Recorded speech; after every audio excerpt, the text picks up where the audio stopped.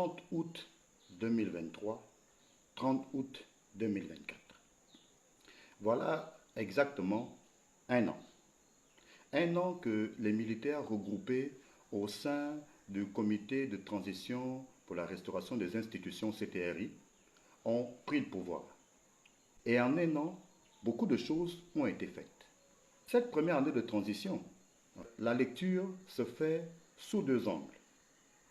Le premier angle, c'est celui des contenteurs d'Oligingema et de la transition, celui des pourfendeurs, celui de ceux qui arborent aujourd'hui la veste d'opposants farouches au régime incarné par Brice Oligui Nguema et les forces armées gabonaises que beaucoup voudraient simplement voir repartir dans les casernes et ne pas s'occuper de politique.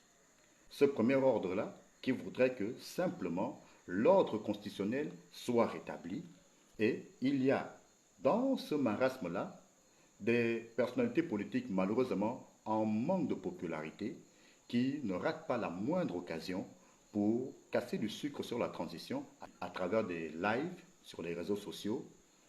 Dans la même veine, il y a le travail de sape des médias internationaux, toujours à la solde de qui nous savons, RFI, Jeune Afrique, France 24, etc., qui tendent toujours le micro à un Alain-Claude Bilémisé qui voudrait arborer la veste d'opposant numéro 1, à un Albert Ondossa qui n'a jamais digéré le fait que le pouvoir lui est filé entre les doigts alors que tout le prédestinait à être président élu. Mais des présidents élus, il y en a eu d'autres malheureusement. Le dernier avant lui, Jean Ping, qui, contrairement à Albert Ondossa, a abdiqué et a prêté allégeance au CTRI. Il y a donc toutes ces personnes-là qui font une lecture en ne pointant que les points négatifs de la transition, en relevant ce qui ne marche pas.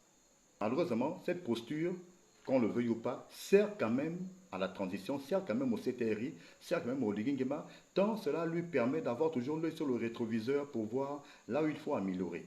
Et on dira que nous sommes en démocratie et que c'est de bonne guerre que chacun s'exprime. Oligui Nguema a d'ailleurs garanti la liberté d'expression à tous les Gabonais, assurant que tout le monde serait libre de s'exprimer, libre de ses opinions, libre de ses choix et ses positionnements politiques. De l'autre côté, il y a le peuple gabonais, celui qui vit sur le sol gabonais, qui globalement se dit satisfait de tout ce qui a été fait en un an. Un an de réalisation, un an de chantier lancé, un an de promesses toujours tenues. C'est-à-dire que pour la grande majorité des Gabonais vivant sur le sol gabonais, chaque chose promise par Oligui Nguema a été traduite en actes concrets. S'il parle de la construction d'un établissement, on le construit. S'il parle de la réfection d'une route, d'un tronçon routier, ben, cela est mis en musique tout de suite. S'il dit que telle personnalité, tel Gabonais doit être honoré, il est honoré.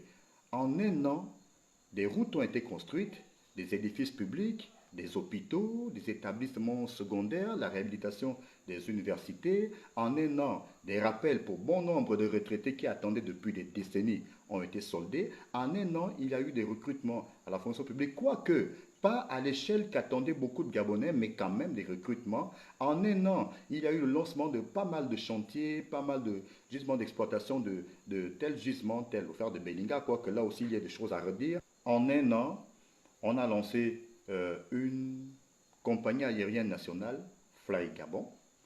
En un an, des logements ont commencé à être construits, logements sociaux, des espaces pour permettre aux Gabonais d'accéder aux fonciers ont été aménagés, notamment à Igoumi et à Ovendo. En un an, des barrages hydroélectriques ont été lancés. En un an, une cité administrative est en construction et dans les tout prochains mois, celle-ci sera livrée. En un an, beaucoup de choses ont donc été faites et sur toutes ces réalisations, pour toutes ces réalisations de façon globale, les Gabonais vivant sur le sol national apprécient. Pour les contenteurs d'Oligui Nguema, les réalisations ne sauraient éluder le fait que les militaires aient pris le pouvoir par la force, qu'il y a eu coup d'État et que l'ordre constitutionnel devrait être simplement rétabli. Pour les contenteurs, tout ce que fait Oligui Nguema préfigure, annonce simplement, révèle ses ambitions d'être président, de régner à la tête du pays pour les 14-15 prochaines années, puisque la transition, c'est 2 ans, et après il y aura des élections. Le mandat c'est 7 ans, multiplié par 2, ça fait 2 mandats à minima, ça fera donc 16 ans de gestion du pays par les militaires. Mais de l'autre côté, il y a la population gabonaise qui, de façon globale, celle qui vit sur le sol national, qui apprécie donc les efforts déjà consentis depuis 1 an et qui estime que les militaires devraient être là peut-être même pour 20 ans. Depuis 1 an, il y a donc cette dualité-là entre ceux qui estiment que tout ce qui se fait euh, ne saurait suffire à légitimer celui qui a pris le pouvoir à la tête des troupes de forces de sécurité et de défense gabonaises, et de l'autre côté les Gabonais qui, de façon générale, se disent que on préfère avoir quelqu'un qui fait des efforts pour développer le pays plutôt que d'avoir des gens qui, quoique démocratiquement élus, ben après ne se préoccuperont que de leurs intérêts. D'ailleurs, pour être tout à fait complet dans cette analyse, force est de rappeler et de noter que le principe de l'alternance ne garantit pas forcément ni la démocratie, ni le développement. Tout ceci, évidemment, ne suffirait pas à tout éluder dans la mesure où beaucoup d'exactions ont également été commises euh, contre la population gabonaise, notamment parlant du foncier, du logement, le foncier avec l'ANUTTC, toujours pris dans ses errements, où des Gabonais sont expropriés de leurs terres au profit de sujets libanais. Dans les marchés, il y a toujours cette guerre-là, parce que entre sujets expatriés et sujets gabonais, bon, savoir qui doit avoir telle place et telle place, il faut voir ces choses-là.